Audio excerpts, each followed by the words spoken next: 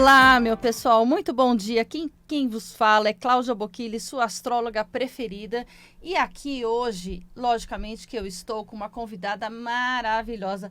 Já vou apresentar para vocês. Ela é psicoterapeuta, ela é sexóloga, ela é mentora de educação parental, ou seja, ela cuida também dos pais, das crianças, de todo mundo. Eu falo aqui agora com Joana Moraes, tudo bem? Bom dia, Cláudia. Prazer em te ver. Tudo bom? Tudo ótimo, Prazer estar fantástico. aqui. Olha, se tem um assunto que a gente precisa saber é essas crianças de hoje. Tá tudo bem, tá tudo tranquilo, elas estão aprendendo tudo super bem. A gente está criando uma geração muito bacana. Como é que é essa geração Plutão em Aquário? Você não sabia disso, né? Não entendo nada disso.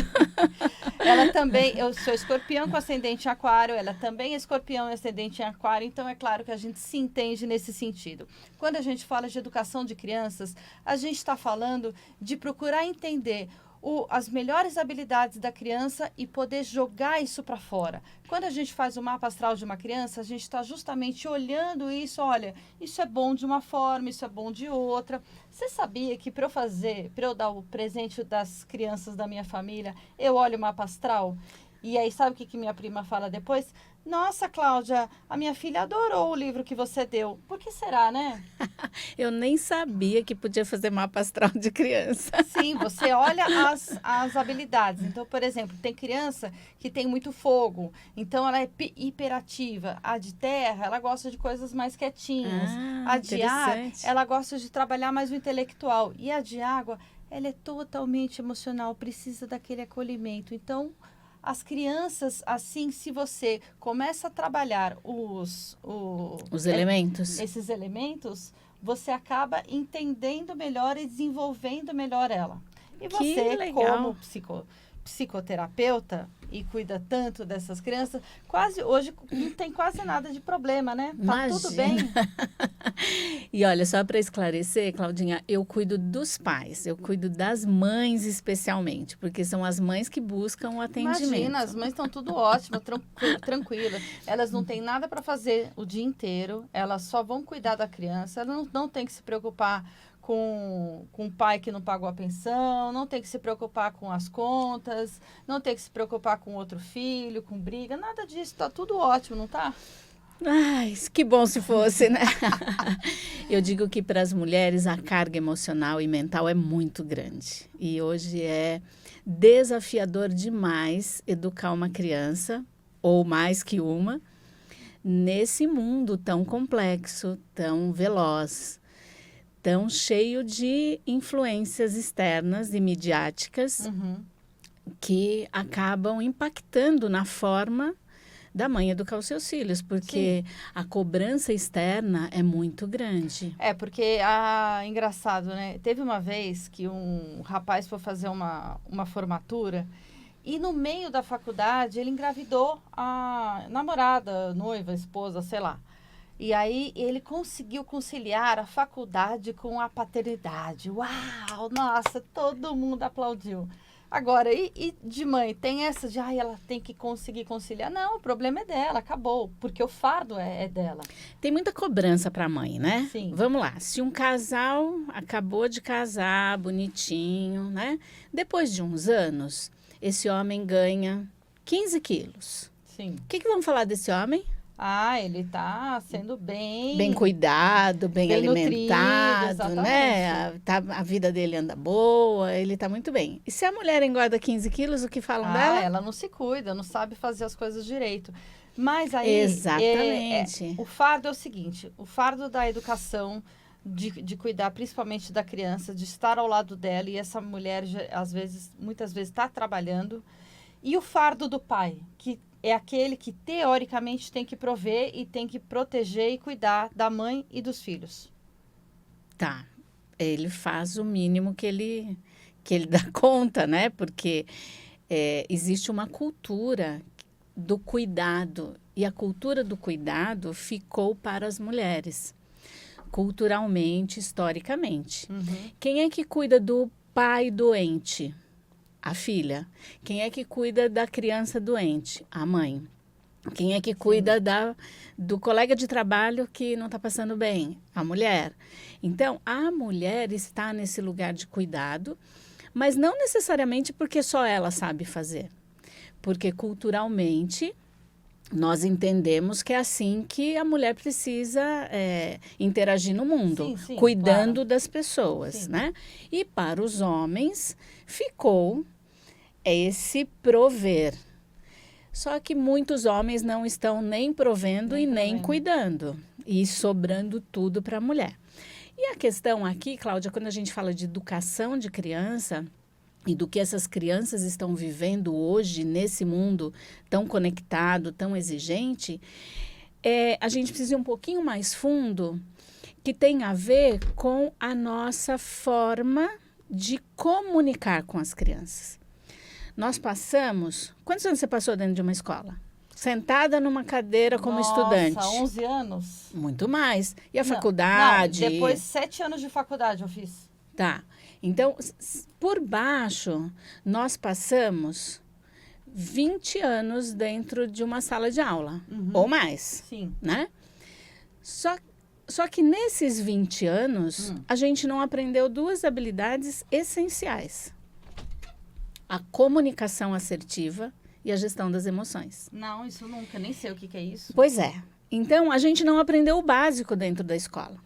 Nem na faculdade, nem em lugar nenhum. Para saber disso, a gente precisa estudar fora da escola, fora da faculdade. Que é o que eu fiz. Claro. Tá? Para poder ajudar as mães. E aí, o que acontece? As mães, em geral, não entendem a linguagem da criança, o idioma da criança, que é totalmente diferente do nosso. Então, não adianta eu dizer para uma criança de 2, 3 anos, não faça isso porque você vai se machucar, você vai quebrar, a mamãe vai ficar triste. A criança não entende isso. Eu faço às vezes assim com meu sobrinho, ele tá com 7 anos, então acho que com 6, assim, eu chegava assim, pode colocar a mão no fogo? Não. Por quê? Porque vai queimar. Então ele já sabia. Mas se eu chegasse e falasse isso com ele aos 3 anos de idade, não ia dar certo. Sim, a criança não entende. Qual que é o idioma da criança? O lúdico. Agora, quem é a mãe hoje que tem disponibilidade emocional para brincar com as crianças? Para falar na linguagem que ela entende. Sendo que a mãe está numa demanda louca. Sim. De pagar boleto, de trabalhar, de cuidar da casa, de levar na escola, de responder os BOs da escola. Né? Então, a mãe está muito sobrecarregada e ela não tem tempo e nem disponibilidade emocional. Não é porque ela não queira fazer. Todas as mães querem fazer o melhor para os seus filhos, mas elas não sabem como. E precisam lidar com essa carga emocional, que é extremamente delicada. Como é que resolve isso, meu Deus? Vindo para a mentoria. Aí eu gostei. Olha, aí você fala assim, olha, tem uma dor, tem um problema aqui, como é que resolve? Olha, bato no peito, pode vir comigo. Vem para a mentoria. Porque a gente ressignifica algumas crenças, algumas dores das mães, que normalmente são grandes. Por quê? Eu trato de um assunto que é muito delicado. Eu falo das violências invisíveis que a gente comete com as crianças porque nós sofremos essas violências.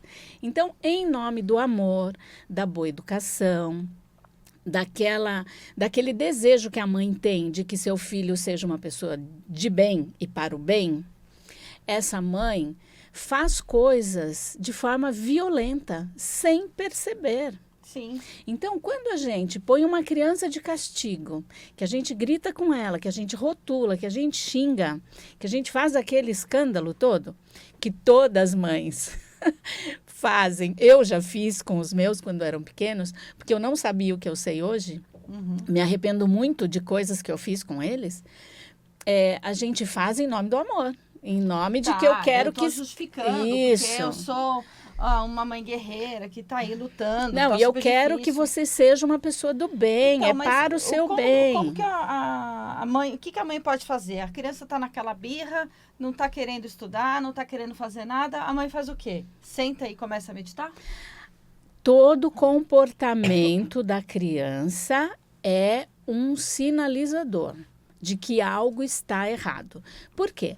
A criança, o ser humano, nasce bom e colaborativo. Uhum.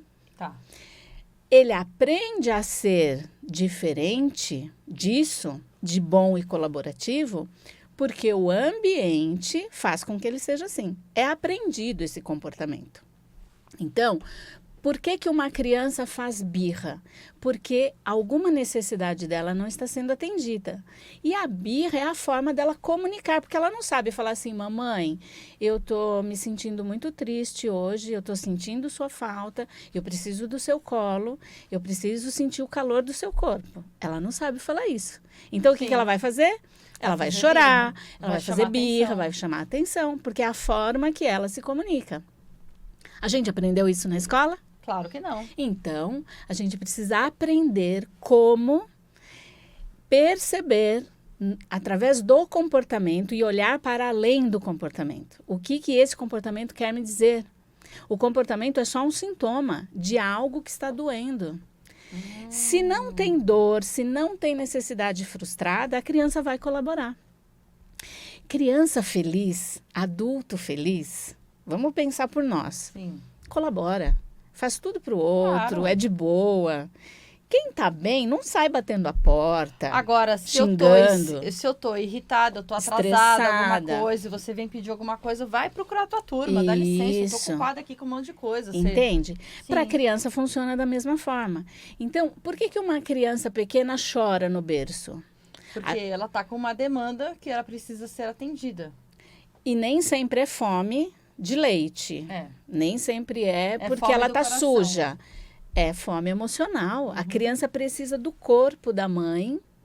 A criança precisa sentir o cheiro da mãe, sentir o calor da mãe, para que ela possa se sentir nutrida e alimentada na sua emoção. Então, a gente acha que é só dar comida, trocar e dar banho e deixar no berço. Mas não é, a criança precisa muito mais do que isso. E uma criança maior, por exemplo, eu trabalho muito com os pais de crianças que estão entre 7 e 14 anos, que eu chamo de travessia. É um momento que essas crianças estão realmente atravessando uma fase. Você sabe o que significa essa fase na astrologia? É, Saturno demora 29 anos para dar uma volta em torno do Sol. Então, a primeira parte é como se... Imagine que ele vai fazer um quadrado em 29 anos. 28 dividido por 4 seria 7. Então, vamos colocar aí 7 anos e meio, pode ser? Tá. 7 anos e meio, ele está na energia da mãe. Ele está nessa primeira infância, se entendendo. Depois dos 7 anos e meio aos 15 anos, ele está nessa segunda infância e caminhando para a adolescência. Depois, até os 15. Dos 15 até os 22, a gente tem aquela parte social. da adolescência. E sim, que ele está saindo e está começando a dar os primeiros passos da juventude. E dos 22 aos 29, ele está se formando, ele está sendo adulto. Então, o Saturno, ele faz, tipo assim, esse caminhar do amadurecimento de 7 anos em 7 anos. E não é à toa que você também tem isso ligado. Isso tem muito a ver com a antroposofia. É uma linha que Sim. eu gosto e que eu trabalho, olhando para os setênios da vida. E essa fase, dos 7 aos 14, Rudolf Steiner chama da fase que ele traz até um termo, que é a travessia do Rubicão, do rio Rubicão, né? Que tem uma história aí da época de Júlio César, que atravessava esse rio. E rompia com as regras e as normas de Roma. Então, o que que acontece? A criança está nesse momento de travessia. E que é nessa fase dos 7 aos 14 que ela precisa entender que o mundo é belo. E que é uma fase que ela começa a se interessar por ídolos, ela começa a enxergar o mundo, A ter ela outras sai referências, isso, ela começa a buscar os seus pares e junto com a transformação física por conta da chegada da puberdade. Então você imagina que uma criança que até pouco tempo cabia no colo da mãe, as roupinhas eram todas certinhas, todas bonitinhas. De repente, fica um ser que não cabe mais no colo da mãe, não sabe ser amado pela mãe, porque as mudanças hormonais, emocionais, neuronais estão a todo vapor. E ele começa a entender o seguinte, será que a minha mãe me ama do jeito que ela me amava quando eu era pequenininho? As roupas estão ficando pequenas, ele está crescendo, está tudo ficando desajeitado. E astrologicamente, como o primeiro momento é da mãe, até os 7 anos, então tem aquela demanda emocional muito maior. Tanto é que tem muitas mulheres que depois dos 7, elas percebem que já dá para jogar mais o filho no mundo, assim, não ficar tão grudado, porque como ele vai trabalhar uma energia mais yang, de realização no mundo, de descoberta, então ele já pode ser jogado. Confere aí? Confere. E é nessa hora que o pai se faz muito importante. Que é a hora que o pai empurra para o mundo, né? Que o pai precisa estar muito presente para mostrar esse mundo que vai além do limite ali da mãe, né? Então, assim, simbologicamente é muito bonito isso, né? O pai empurrar para o mundo, ser a mola propulsora, né? E não que a mãe não possa fazer isso, claro que faz, e principalmente a gente tem aí um percentual altíssimo de mães solo, né? E é ela que tem que dar conta disso. Mas é realmente esse momento que a criança começa a olhar para o mundo. Ela começa a ficar mais questionadora, ela começa a ficar, inclusive, um pouco mais introspectiva, pensando em como ela resolve as coisas, ela começa a elaborar mais. Então, ela começa a ficar um pouco mais quieta, mais, assim, tentando pensar e elaborar as próprias questões do seu dia a dia. E começa a olhar para os seus ídolos.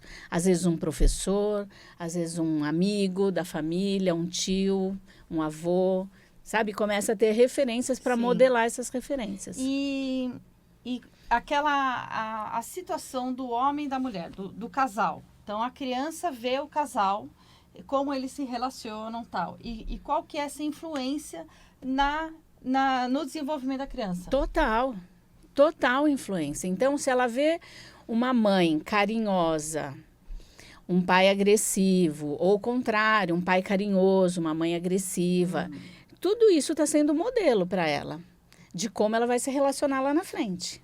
Tudo é modelo.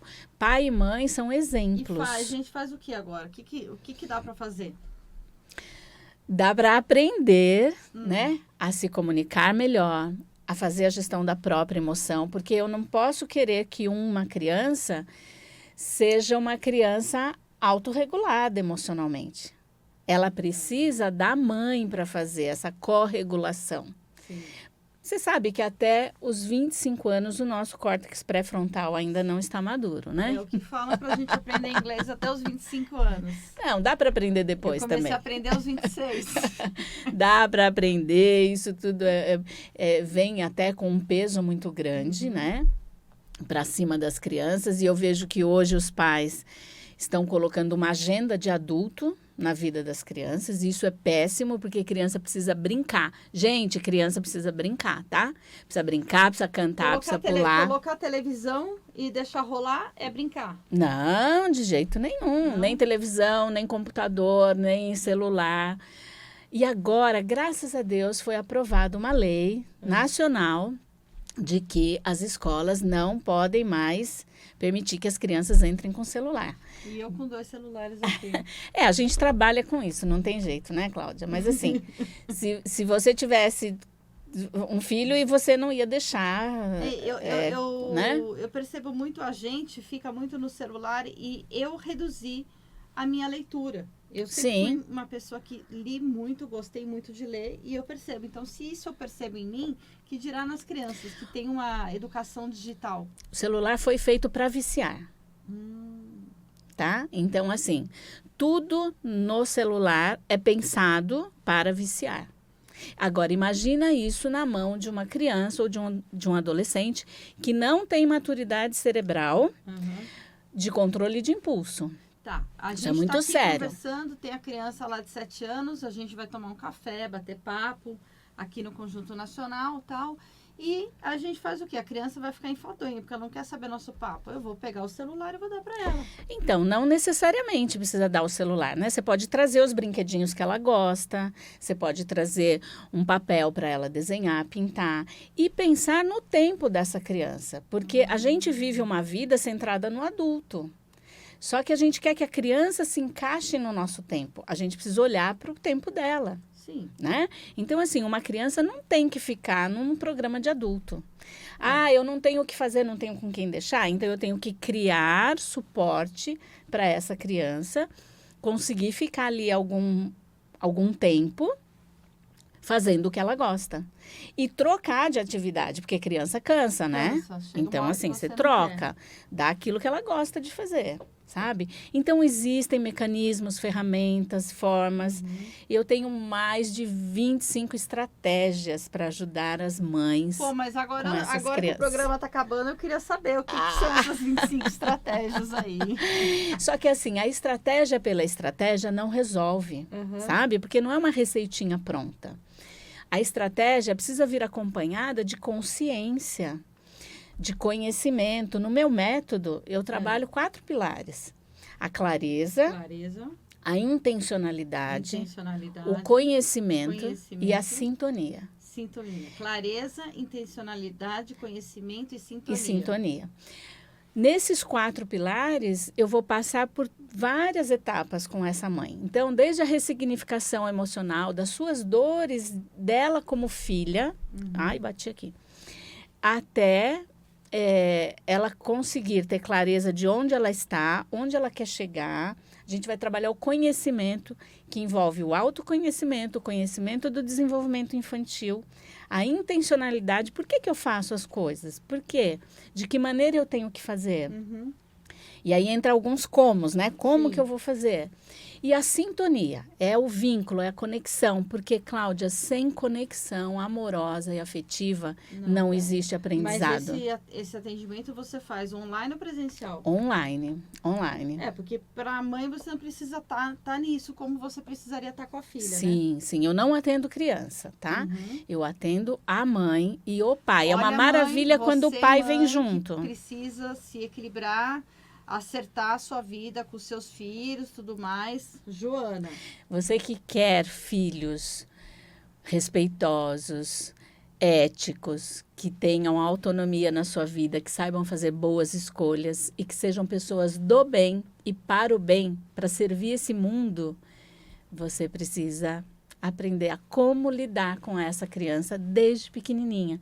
Porque, gente, a adolescência é resultado da infância vivida. Essa história de que eles são aborrecentes é mentira, né? Eles são maravilhosos. A gente só precisa saber como lidar com esses jovens, com essas crianças nessa fase do desenvolvimento, nessa fase da transição, para que sejam adolescentes mais tranquilos. Entendi. E como é que eu acho você? No Instagram, @joanamorais.oficial. joanamoraes.oficial. E no YouTube, canal Papo em Casa. Então, esse Papo em Casa, você vai conversar bastante coisa sobre o quê? Lá eu tenho vídeos, uma série sobre sexualidade infantil, desenvolvimento da sexualidade. Nossa, vai falar o quê? A gente tem que fazer um programa só disso. Falar de sexualidade com as crianças desde que elas nascem. Porque a gente ensina elas a se proteger de muitos riscos e abusadores de plantão. Então, é sempre sobre o cuidado com o corpo, tá? Então, eu falo sobre sexualidade infantil. Eu tenho leituras que eu faço de livros que eu leio, que eu estudo e que eu indico para as mães lerem também. Tem aulas gravadas. Enfim, Papo em Casa. Canal Papo em Casa no YouTube. Papo em Casa no YouTube. E no Instagram? joanamorais.oficial. joanamorais.oficial. A Cláudia Bocchilli aqui, a astróloga preferida de vocês, que vos fala que está sempre aqui. Também você pode encontrar esses programas no YouTube e muito mais.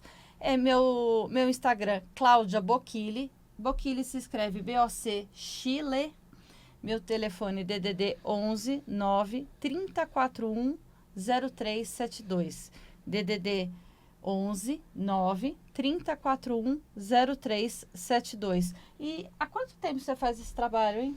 Desde 2017. Caramba, faz bastante. Já ajudei centenas e centenas de mães. E antes de disso, famílias. você trabalhava com o quê? A minha primeira profissão é de professora. Eu trabalhei mais de 12 anos na escola, na educação infantil. Depois eu fui para o mundo corporativo, trabalhando na área de gestão de recursos humanos. Ah, então tem bastante caminho aí, né? Tenho. E sou mãe de 2 filhos adultos, né? Já passei por todas as fases, então... Legal. Se Obrigada, você quiser Cláudia. falar com joanamorais.oficial no Instagram ou então canal Papo em Casa, No aqui é a YouTube. Cláudia Bocchili. Muito obrigada pela sua presença. Muito obrigada, adorei. Até mais.